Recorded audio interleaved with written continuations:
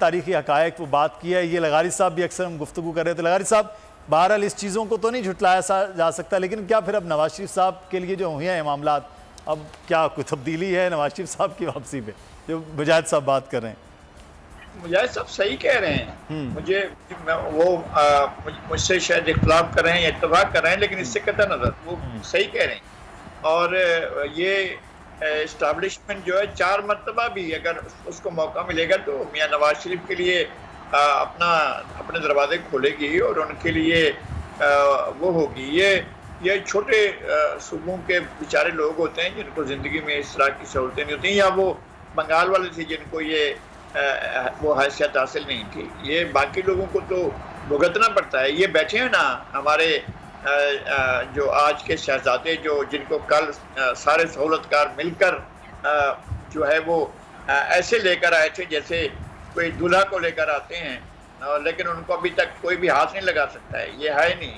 और इधर हुकूमत ख़त्म होती थी, इधर आसिफ ज़रदारी सीधे जेल में होते थे। कभी ऐसा नहीं हुआ है, कभी भी ऐसा नहीं हुआ है कि मियां की पीपल्स पार्टी की हुकूमत ख़त्म हुई हो और ये सीधे जेल न गए हों। ये आखिरी बात हुआ।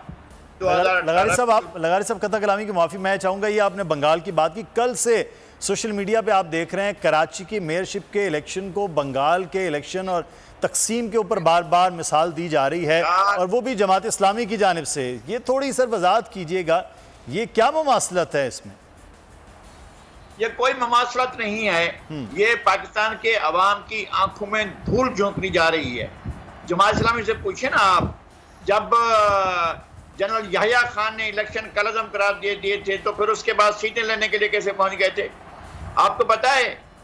फिर जो सीटों की बंदरबात हुई थी ईस्ट पाकिस्तान में, उसमें तो जमात इस्लामी को इक़्तिदार दिया जा रहा था।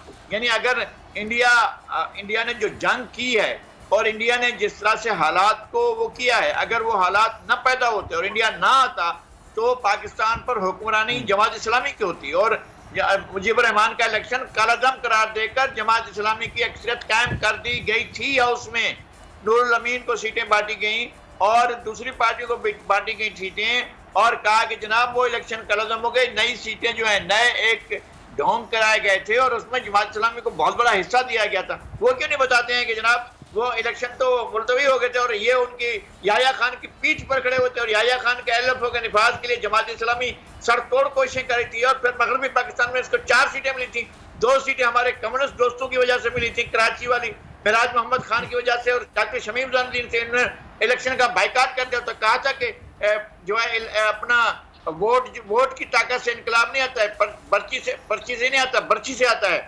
और वो इलेक्शन ही छोड़कर चले गए थे। उसके नतीजे में ये प्रोफेसर गफूर भी आ गए, महमूद आजम फारूक भी आ गए।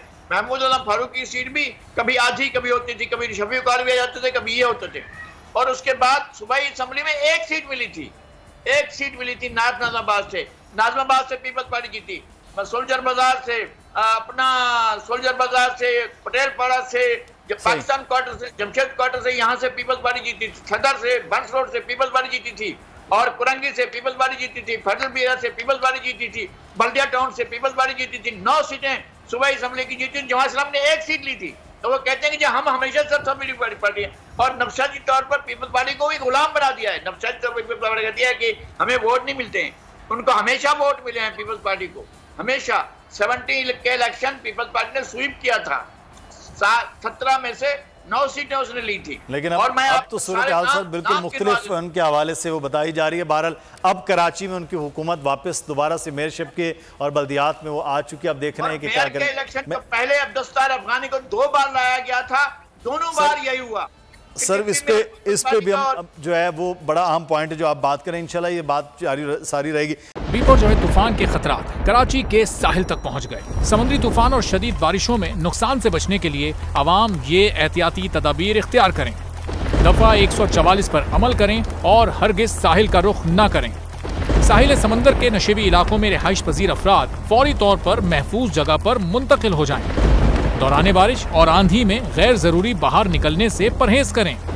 तमाम जरूरी अद्वियात प्लास्टिक के बैग में अपने साथ रखें। बिजली के तार और खंभों से दूर रहें और उन्हें हरगिज ना छुएं, ये जानलेवा हो सकती हैं। गाड़ी चलाते हुए एहतियात करें और स्लो ड्राइविंग करें। गाड़ियों और मोटरसाइकिल को बिजली के खंभों के नीचे पार्क मत करें। दरख्तों, साइन बोर्ड और पीएमटी के नीचे खड़े ना हों।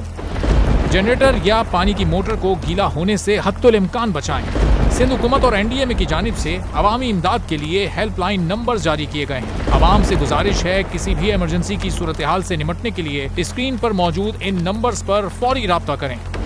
आंधी और तूफान से बचने की दुआ। ए अल्लाह, इसे रहमत बना और इसे अजाब ना बना।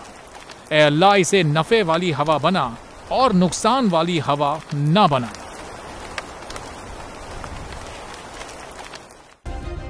सब्सक्राइब करें और बेल दबाएं ताकि कोई खबर रह न जाए।